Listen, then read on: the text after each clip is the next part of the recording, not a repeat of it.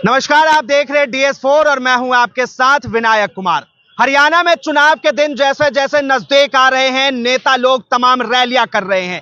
एक तरफ से भारत के प्रधानमंत्री नरेंद्र मोदी दमदार अपना भाषण दे रहे हैं, तो उसी ओर दूसरी तरफ राहुल गांधी भी लगातार अपनी दमखम दिखा रहे हैं। लेकिन जनता किसके साथ है और हरियाणा की जनता किसे पसंद करती है, ये तो चुनाव के बाद पता चलेगा। लेकिन कहीं ना कहीं कांग्रेस का हवा काफी तेज है। जिस तरह से लोकसभा चुनाव में भारतीय जनता पार्टी ने 400 पार का नारा रखा था, उसी तरह से फिर से एक बार हरियाणा चुनाव के अंदर बीजेपी चाहती है कि वो अकेले चुनाव लड़े और पूरी गठबंधन के साथ तीसरी बार सरकार बनाए। लेकिन आम जनता क्या सोचती है, आम जनता क्या चाहती है, सबसे पहले उनसे जुड़ेंगे, बातचीत करेंगे।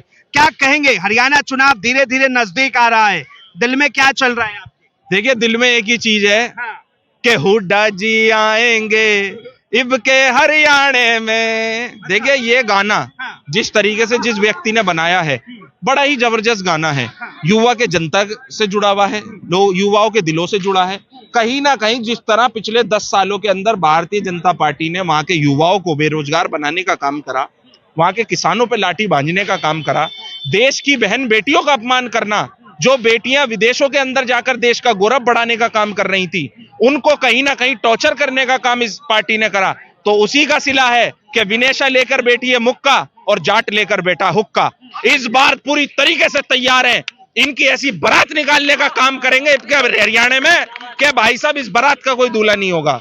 जी, लेकिन नरेंद्र मोदी जो अपना दमदार भाषण दे रहे हैं और साफ तौर पे कह रहे हैं तीसरी बार हरियाणा में बीजेपी की सरकार। सर एक बात बताइए, भाषण देना हर नेता का काम होता है, ठीक है। माननीय प्रधानमंत्री जी पिछले 10 साल से सिवाय जुमले के कुछ नहीं फेंक रहे, लेकिन इस बार इस देश की जनता उन जुमलों को सही पकड़कर इस हिसाब से घुमाकर दे रही है वापसी में कि जिस तरह इन्होंने 400 पार का वादा करा वो फेल हुआ इनका। हर राज्य के अंदर इनकी इतनी बुरी हाल है, चाहे आप हरियाणा की बात कर लो, आप महाराष्ट्र की बात कर लो, जम्मू में भी चुनाव हो रहे हैं कि भारतीय जनता पार्टी को चुनाव के अंदर मंच साधा करने के लिए कोई वक्ता नहीं मिल रहा।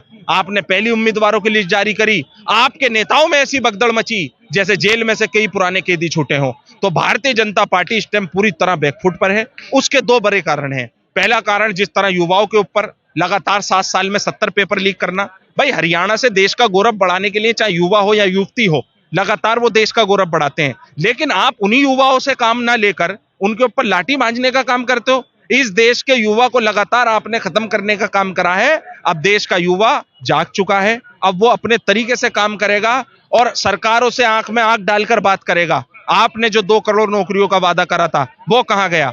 आपने कहा था पेंशन बहाल कर देंगे, वो कहां गई? आपने कहा था 4.5 लाख घर बनाकर देंगे, वो भी नहीं बने। तो कहीं ना कहीं भारतीय जनता पार्टी के जो 10 साल के मुद्दे थे, उसी का कारण यह है कि उन्हें सफल ना होने की वजह से आज हरियाणा के लोग बदलाव चाहते हैं। आज हरियाणा का युवा बदलाव चाहता है। आज हरियाणा की वो हर बेटी बदलाव चाहती है जो विदेश में जाकर देश का गौरव बढ़ाती है। लगातार जेपी नड्डा, योगी आदित्यनाथ और साफ तौर पे जितने भी ये टॉप चेहरे हैं, लगातार हरियाणा के अंदर दमखम भर रहे हैं और साफ तौर पे कह रहे हैं कि खट्टर के बाद नायाब सिंह सैनी ने जिस तरह से आम जनता के लिए काम किया, किसानों के लिए काम किया, फिर भी लगता है आपको ये मुद्दे भारी पड़े? देखिए, जिस तरह खट्टर साहब 9.5 साल रहे वहां के, मुझे आप ये बता दीजिए क्या डेवलपमेंट हरियाणा के अंदर हुआ है।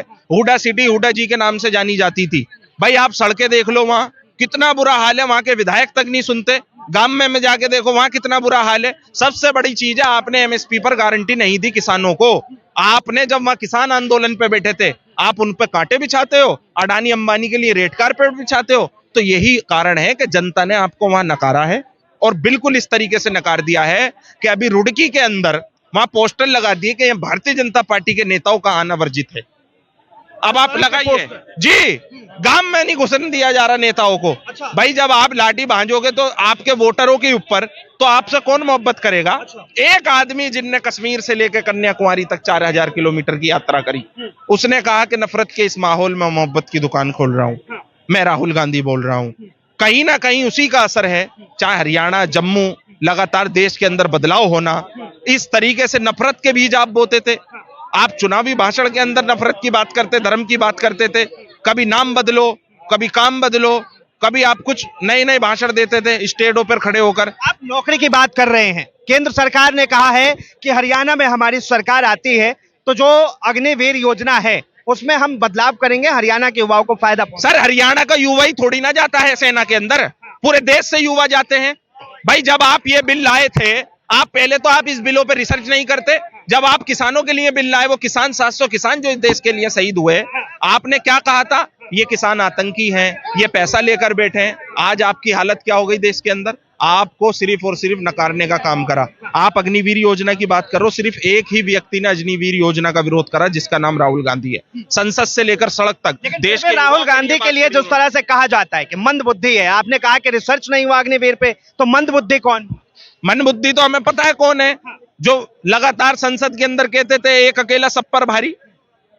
आप कभी कहते हो मैं नॉन बायोलॉजिकल हूं, मैं किसी से पैदा नहीं हूं, तो कहीं ना कहीं इस तरह के बोल वचन भारतीय जनता पार्टी को ले डूबे। और एक बहुत बड़ी अपने आप को देवी मानती हैं, जिनका कंगना रनावत नाम है, जो मंडी से जीत कर आई हैं, उन्हें तो अपने शब्द ही नहीं पता कि क्या शब्द मुझे जनता के लिए बोलने हैं। कभी वो सेनानियों का वो करती हैं अपमान, जिन लोगों ने आजादी के अंदर इस देश के लिए अपना खून बहाया कि 2014 के बाद आजादी, उससे पहले तो देश था ही नहीं। कृषि कानून को फिर से जो है लागू कर दिया जाए और फिर अगले 24 घंटे के बाद वो वीडियो जारी करके उससे ये पूछ लो ना, कभी जिंदगी में तूने खेती के बारे में पढ़ा? खेती किसे कहते हैं? बातें कर रही है कृषि कानून के लिए। ये भैया इसका वही हाल है जैसा स्मृति ईरानी का आज पता नहीं है, वही हाल इसका भी होना है। मैं आपको बता रहा हूं, इसके खुद भारतीय जनता पार्टी के नेताओं ने कहा हमारा कोई मतलब नहीं है इसके भाषणों से। कहीं ना कहीं उसका दिमाग जो है वो खाली हो चुका है। भैया ऐसी ऐसी फिल्में बनाती है तो उसका तो खाली होना है दिमाग। अब कम से कम देश हित में तो बात कर, मंडी की जनता के लिए तो आवाज उठा। वो ना कर देश को भाईचारे के अंदर बांटना किस तरह? राहुल गांधी के लिए कहती है कि वो चरस और अफीम का नशा करके संसदन में आ जाते हैं। क्या लग रहा है कि ऐसे ये बड़बोलेपन जो तरह से कंगना देती है, ये वो आदमी इस बात को कह रहा है, उसे शर्म आनी चाहिए अपनी बातों को लेकर कि मैं भी एक महिला हूं। वो महिलाओं को नहीं बच सक रही, वो किसे बख्शेगी भाई? कह रही वो 100 रुपए लेके वहां बैठी हैं औरतें, उसको शर्म नहीं आती? अरे तुझे इसी देश ने पाला पोसा है, यही देशवासियों ने तेरी फिल्में देखी हैं। याद है ना वो शेरनी बैठी थी चंडीगढ़ के एयरपोर्ट पे, कैसा चमकाया था? तो इसी तरीके से अपने भाषणों पर कंगना रनावत रोक लगा दे। हरियाणा जो है किसान बहुल्य एक राज्य है जहां पर किसानी सबसे ज्यादा होती है, और ऐसे में कंगना रनौत का इस तरह से बयान बीजेपी को नुकसान तो नहीं पहुंचा? सर नुकसान बहुत पहले हो चुका है, और भारतीय जनता पार्टी मेहरमा देर हो गई आपको आते आते। ऐसे नेताओं की जबान पर क्यों ताले नहीं लगते, जो लगातार गालियां बकते हैं देश के युवाओं को, टिप्पणियां करते हैं देश की बहन बेटियों के लिए, देश के किसानों को आतंकी बताते हैं ये लोग। क्यों आप लोग इन्हें बड़ा चढ़ाकर आगे फ्रंट पर लाते हो जी? इनके अंदर एक आपसी बहस होती है सभी नेताओं में कि हम बड़े नेता बन जाएं, मोदी जी के आगे हमारा नाम हो। अबे शर्म करो, देश की सेवा करके नाम होने वाला काम करो, क्योंकि देश की जनता जिताती है, किसी के बलबूते पे जीत के नहीं आते आप। एक आखिरी सवाल, आप एक युवा हैं और युवा के तौर पे राहुल गांधी ने हरियाणा के कई ऐसे परिवारों से मुलाकात की जहां पर साफ तौर पे देखा गया कि उनके परिवार के जो मुखिया हैं वो विदेश में काम करते हैं। सबसे पूछा गया तो सबका एक ही जवाब था कि कर्ज में डूबे हैं इसलिए विदेश भागे। इसके पीछे क्या वजह मान? कर्ज डूबने की सबसे बड़ी वजह यह है, हरियाणा के अंदर आज सबसे ज्यादा बेरोजगारी दर है। देखिए जब देश के अंदर काम नहीं मिलेगा युवाओं को, वो विदेश जाएंगे, लोग फांसियां लगा लेते हैं कर्ज में डूब डूब कर। आज उसी का कारण है कि जब आदमी कोई खेती बाड़ी करने जाता है, किसी काम करने के लिए जाता है, वो लोन वोन ले लेता है। भैया जब काम धंधा ही चौपट हो जाएगा तो आदमी क्या करेगा? नंगा नहाएगा क्या और निचोड़ेगा क्या? बस यही कहना चाहता हूं सर। क्या कहेंगे, हरियाणा का माहौल किस तरह देख रहे हैं? देखिए माहौल तो ऐसा है कि सर आने वाले जो चुनाव आएंगे उसके अंदर ही बिल्कुल पर्याप्त हो जाएगा, और मेरे हिसाब से ऐसा लगता है जैसे कि जितना भी कुछ कर लें होना वही है जो जनता चाहेगी, जनता चाहेगी। युवा कैसे, भाई साहब ने अभी बहुत अच्छी टिप्पणी बात करी कि युवा जो है पढ़ा लिखा बेरोजगार है तो वो क्या करेगा आज की डेट में। यहाँ दिल्ली की तो हरियाणा की बात है, हरियाणा के पढ़े लिखे या जो भी दल है देखिए सबसे बड़ा सवाल, युवा बेरोजगार है तो युवा करेगा क्या? देखिए युवा बेरोजगार है, करेगा क्या? रोजगार कौन देगा? देखिए मेरी बात सुनिए, आप जो बोल रहे हैं युवा बेरोजगार है तो करेगा क्या? कर तो रहा है, अपना अधिकार मांगने जाता है, उसको लाठी बजाती है बीजेपी की सरकार है। ये कर तो हो तो रहा है युवा के साथ, और क्या हो रहा है? बीजेपी दम भर रही है कि इस बार तीसरी बार जो है हरियाणा के अंदर बीजेपी की ही सरकार बनेगी और उनके ही मुख्यमंत्री बनेंगे। देखिए मैं तो एक ही बात कहना चाहता हूँ, हरियाणा के अंदर ये दम जैसे सेंटर में भारतीय जनता पार्टी का दमखम फेल हुआ। 400 पार का नारा देते थे, वो 303 से गिराकर 240 पर इस देश की जनता ने सबक सिखाने का काम भारतीय जनता पार्टी की लीडरशिप को किया। जो संविधान को बदलने का काम करते थे, संविधान बदलने का स्टेटमेंट जारी करते थे, इनके तरह तरह के आनंद हेगड़े, तरह तरह के जो लीडरशिप थी भारतीय जनता पार्टी की, और इनके जो जगह जगह के लीडरशिपों के बयान आते थे कि संविधान बदल देंगे, ये संविधान पुराना हो गया, संविधान पुराना हो गया। उस संविधान से प्यार करने वाले लोगों ने भारतीय जनता पार्टी को तमाचा मारने का काम किया वोट के माध्यम से। वो वोट की चोट मारकर देश की जनता ने यह जवाब दिया कि आपकी स्टेटमेंट का यह जवाब है। जो 303 पर इस देश के अंदर आपको मैंडेट दिया था, उस मैंडेट को घटाने, जब बढ़ाने का काम जो हम कर सकते हैं, तो घटाने का काम भी हमारी जिम्मेदारी है।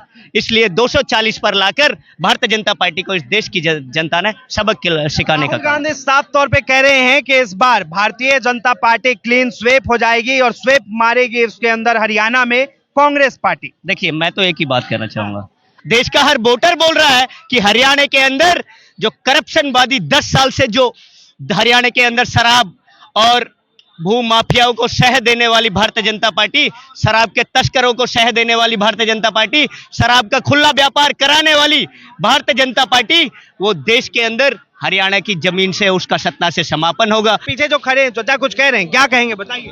देखिए, इन्होंने कहा हरियाणा में ये सब हो रहा है, ये हर स्टेट का, पंजाब में भी आपको पता ही है हो रहा है, जबरदस्त हो रहा है। पंजाब का तो नाम भी बहुत फैल गया।